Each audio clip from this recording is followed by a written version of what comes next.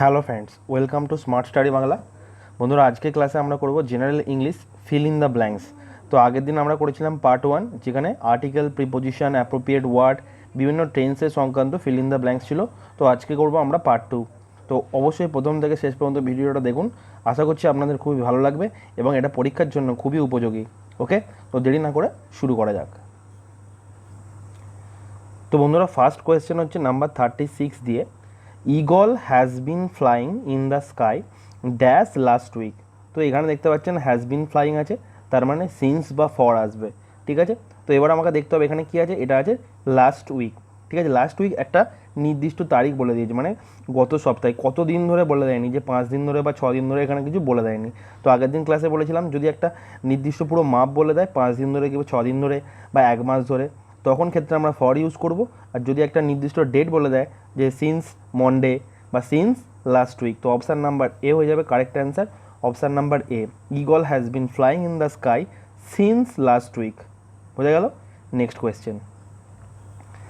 Next question number 37-এর, elders dash. Elders মানে বড়দের, তাহলে should respect, should be respect, না should be respected, should have been respected. তো কী হবে? Elders should be respected. ঠিক আছে, অর্থাৎ বড়দের শ্রদ্ধা পাওয়া উচিত। ঠিক আছে, শুড বি রেসপেক্টেড, এটা প্যাসিভে করতে হলো। ঠিক আছে, বোঝা গেল? এটাই হয়ে যাবে সঠিক উত্তর, option number C, elders should be respected. ঠিক আছে, এখানে বাই উজ্জ আছে, বাই আদার্স বা বাই ইয়ঙ্গার্স এরকম হয় করা যায়, তার মানে এটা প্যাসিভে আছে, elder should be respected by youngers এরকম হয়। Okay, next question. Next question number 38, English is taught dash Kishan sir to us very easily. ঠিক আছে, সঠিক উত্তর কী হবে? English is taught dash Kishan sir, তাহলে ইংলিশ পড়ানো হয় কিষান স্যারের দ্বারা আমাদেরকে খুব সহজভাবে, তার মানে কিষান স্যার আমাদের ইংরেজি পড়ান। তাহলে English is taught by Kishan, এটা প্যাসিভে আছে। ঠিক আছে, English is taught by Kishan sir to us very easily, option number B হয়ে যাবে সঠিক উত্তর। ওকে, বোঝা গেছে? ক্লিয়ার? Next question.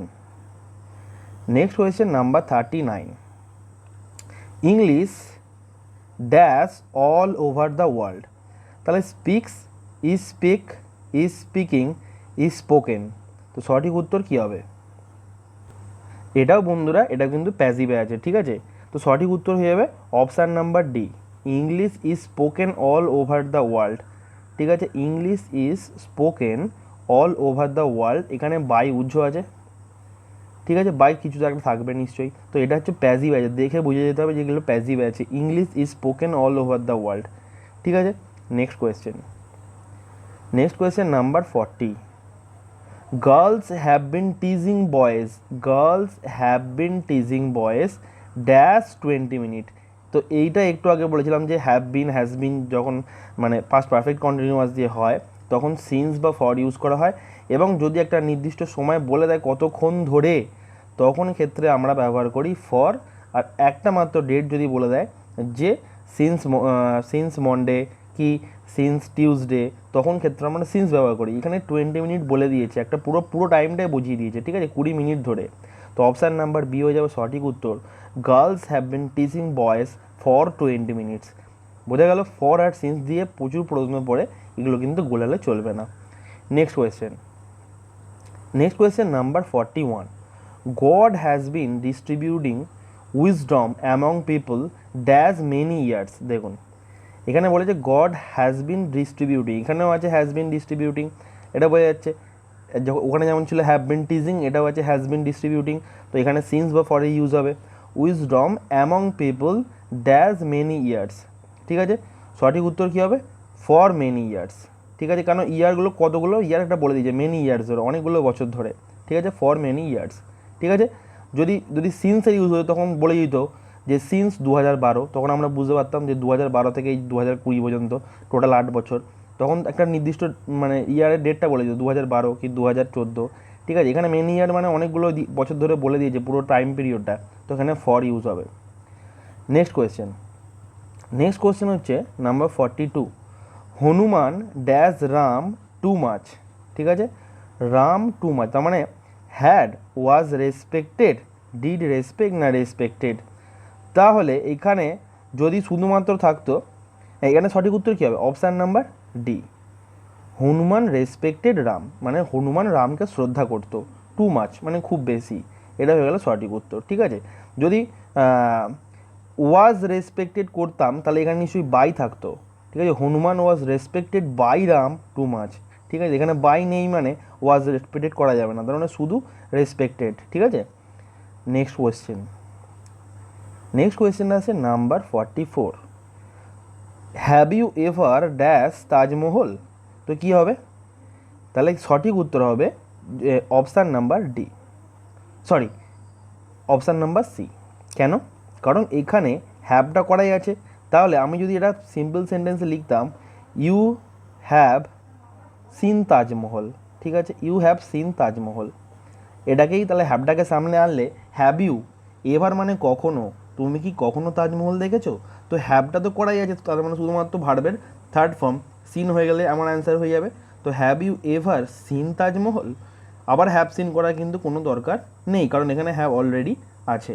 ঠিক আছে, যেহেতু এটা ইন্টারোগেটিভ সেন্টেন্সে হ্যাভটা সামনে চলে এসছে, বোঝা গেল? Next question number 45, he dash an airplane for 10 hours. দেখুন এখানে 10 ঘন্টা বলে দিয়েছে, 10 ঘন্টা ধরে। ফর আর সিন্স ইউজ হয় পাস্ট পারফেক্ট কন্টিনিউয়াস টেন্সে, অর্থাৎ হ্যাভ বা হ্যাজ থাকবে, বিন থাকবে, আর ভার্বের গায়ে আইএনজি থাকবে। তাহলে কোথায় আছে? একমাত্র আছে অপশান নাম্বার সিতে, হ্যাজ বিন ফ্লাইং। তাহলে মানে he has been flying an aeroplane for 10 hours, তিনি 10 ঘন্টা ধরে একটা এরোপ্লেন ওড়াচ্ছেন। ঠিক আছে, next question 51, early to bed and early to rise dash a man healthy wealthy and wise, সেটা নেই। তো এই কোয়েশ্চেনটা কিন্তু ওয়েস্ট বেঙ্গল যে ক্লার্ক আছে, ক্লার্কশিপ এক্সাম WBPSC, সেখানে কিন্তু কোয়েশ্চেনটা পড়েছিল। ঠিক আছে, তো early to bed and early to rise makes a man healthy wealthy and wise, এটা আমরা কবিতার লাইন ছোটোবেলা থেকেই পড়েছি। ঠিক আছে, সঠিক উত্তর হবে অপশান নাম্বার বি, মেক্স। ঠিক আছে, নেক্সট প্রশ্ন, the letter has already dash it must have reached by now. তো কী হবে? সঠিক উত্তর কী হবে? এখানে আছে the letter has already dash it must have reached by now. তাহলে কী হবে সঠিক উত্তর? The letter has already been sent, not send. ঠিক আছে, সেন্ট থার্ড ফর্ম হচ্ছে ACNT, সেন্টই হচ্ছে থার্ড ফর্ম। ঠিক আছে, তাহলে এখানে হ্যাজ আছে, third form sent. The letter has already been sent, it must have reached by now. Option number D is the correct answer. Next question, এটা দেখুন যে ফিলার্সটা আছে সেটা হচ্ছে ওয়ান ওয়ার্ড সাবস্টিটিউশন থেকে, one who hates woman is called. কী হবে? আমি বলেছিলাম মানে যদি মানে ভালো লাগা থাকে বা ভালোবাসা থাকে তখন ফিল থাকবে, আর যখন হেট থাকবে তখন মিস থাকবে। তো সঠিক উত্তর কী হবে? Option number D, misogynist. যিনি মহিলাদেরকে ঘৃণা করেন তাকে বলা হয় মিসোজিনিস্ট। অপশান নাম্বার ডি হয়ে যাবে সঠিক অ্যান্সার। ঠিক আছে, নেক্সট নাম্বার 54 দিয়ে। ঠিক আছে, Mayank dash over time for the last 2 weeks. ঠিক আছে, এখানে ফর আছে বুঝতেই পারছেন, আবার দ্য লাস্ট 2 উইক 2 সপ্তাহ ধরে সেটাও বলে দিয়েছে। তাহলে এখানে কী হবে? পাস্ট পারফেক্ট কন্টিনিউয়াস টেন্স আসবে, হ্যাভ বা হ্যাজ, তার সঙ্গে বিন, তার সঙ্গে ভার্বের আইএনজি, ভার্বের সঙ্গে। ঠিক আছে, তাহলে কী হবে? মায়াঙ্ক একজন, সেই জন্য হ্যাজ আসবে, তাহলে হ্যাজ বিন ওয়ার্কিং হয়ে যাবে। সঠিক উত্তর option number B, Mayank has been working overtime for the last 2 weeks. ঠিক আছে, next question number 55, every morning I get up at 4 o'clock। প্রতিদিন সকালে আমি 4টের সময় উঠি, but today I dash 7 o'clock। কিন্তু আজকে আমি 7টার সময় উঠেছিলাম। ঠিক আছে, তাহলে I got up, option number A হয়ে যাবে সঠিক উত্তর। ঠিক আছে, কোনো অসুবিধা আছে? কোনো অসুবিধা নেই, সিম্পল একদম, এটা সিম্পল পাস করতে হবে। ঠিক আছে, আমি আজকে উঠেছিলাম 7টার সময়, I got up 7 o'clock। Okay, next number 56, most children dash ice cream. তো মোস্ট চিলড্রেন কী হবে? লাইকস, ওয়ার লাইকিং, আর লাইক কী হবে? চিলড্রেন আর করার কোনো দরকার নেই, তাহলে মোস্ট চিলড্রেন লাইক আইসক্রিম। ওকে, বেশিরভাগ বাচ্চারাই আইসক্রিম পছন্দ করে। ঠিক আছে, এটা প্লুরাল সাবজেক্ট হয়ে গেল, সেই জন্য প্লুরাল ভার্ব লাইক। ঠিক আছে, নেক্সট হচ্ছে 57, dash takes charge of prison. তাহলে একজন যিনি জেলের দায়িত্ব নেয় তাকে কি বলা হয়? ঠিক আছে, তাকে তো জেলার বলা হয়, তো ইংরেজিতে কি বলা হয়? An editor? না, এডিটর কোনোদিন জেলের দায়িত্ব নেবে না, প্রিজন মানে জেল। অ্যান অপটিশিয়ান চোখের দোকানে থাকে, অপটিশিয়ান নয়, ডিটেকটিভও নয়। এ ওয়ার্ডান হয়ে যাবে সঠিক উত্তর, অপশান নাম্বার ডি। ঠিক আছে, a warden takes charge of prison. Next question হচ্ছে 58, after a day's work they slept. পুরো একদিন কাজ করার পর, after a day's work they slept, তারা ঘুমিয়েছিল। সাউন্ডলি, স্লোলি, স্ট্রেঞ্জলি, না সেভারেলি। তো সঠিক উত্তর কী হবে? সঠিক উত্তর হয়ে যাবে অপশান নাম্বার এ, সাউন্ডলি, মানে তারা নিঃশব্দে ঘুমোচ্ছিল। তারা স্লোলি, আস্তে আস্তে ঘুমোচ্ছিল, স্ট্রেঞ্জলি ঘুমোচ্ছিল, সেভারেলি ঘুমোচ্ছিল, কিন্তু নয়, সাউন্ডলি। এটা হচ্ছে মানে তারা নিঃশব্দে ঘুমোচ্ছিল, এতটাই তাদের মানে পরিশ্রম হয়েছে, তারা নিঃশব্দে ঘুমোচ্ছিল, কোনো শব্দ নেই তাদের ঘুমে। নেক্সট প্রশ্ন হচ্ছে number 60, Hina dash to buy the new dress she wants. সঠিক উত্তর কী হবে? Hina dash to buy the new dress she wants. তাহলে কী হবে? এখানে চারটে অপশান আছে, does not have money enough, is not enough money. Is not enough money হয় কি? মানে সে এনাফ মানি নয়, এনাম তো হয় না। Does not have enough money, don't have enough মানি। তাহলে হিনা এটা থার্ড পারসন সিঙ্গুলার নাম্বার, সেই জন্য কী হবে? Does not have enough money, তার কাছে প্রয়োজনীয় টাকা নেই। To buy the new dress, নতুন ড্রেস কেনার জন্য। সি ওয়ান্টস, মানে সে যেটা কিনতে চায়।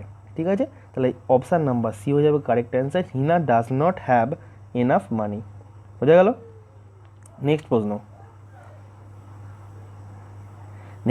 59। দেখুন 59এরটা যেটা কোয়েশ্চেনটা ছিল, he dash for you all day. তো দেখুন এটা কি হবে? তো নেক্সট প্রশ্ন number 61, look at all those black clouds it dash today. তো যখনই এরকম লুক দিয়ে কিছু দেয়, মানে লুক দেখো, at all those black coward, ওই মেঘগুলোকে দেখো, তো তখন এটা সবসময় মনে রাখবেন এটা প্রেজেন্ট কন্টিনিউয়াস টেন্সে কথা বলছে। তাহলে it dash today, it is going to rain today, মানে এখন বৃষ্টি হতে চলেছে। ঠিক আছে, look at those black clouds. ঠিক আছে, তো এটা যদি সলিউশন বলছেন আমি সলিউশন দেখিয়ে দিচ্ছি। ঠিক আছে, নেক্সট হচ্ছে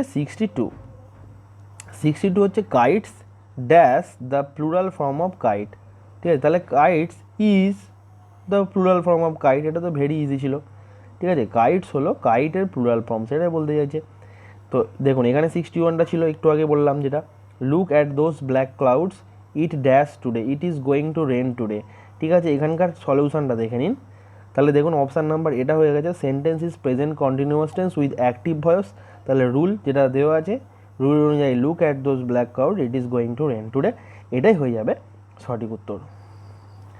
নেক্সট কোয়েশ্চেন আবার কাইটস দিয়ে আছে 64, কাইটস ড্যাশ বাই চিলড্রেন। এখানে বাই চিলড্রেন আছে, মানে এটা তার মানে বোঝা যাচ্ছে যে এটা প্যাসিভে কথা বলছে, adult girls and boys in India. ঠিক আছে, তাহলে এটা প্যাসিভে কথা বলছে, তার মানে ভার্বের থার্ড ফর্ম আসবে।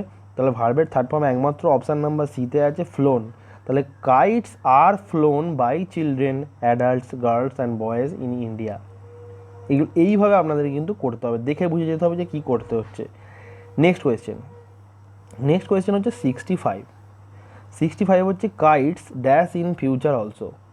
Kites dash in future also, তার মানে ফিউচারে অলসো বলতে মানে ভবিষ্যতের কথা বলছে, তার মানে এটাও প্যাসিভেই আছে। তাহলে kites will be flown in future also, মানে ভবিষ্যতেও ঘুড়ি ওড়ানো হবে।